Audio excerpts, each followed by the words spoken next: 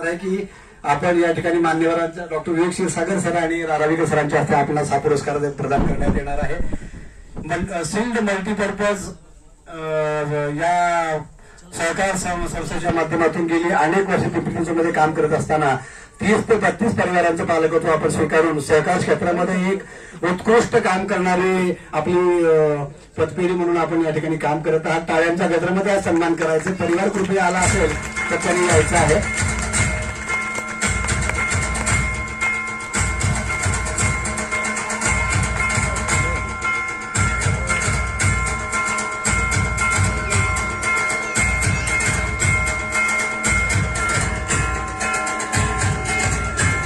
Madam ये थोड़ा सा रिकॉर्ड पेपर चालू है।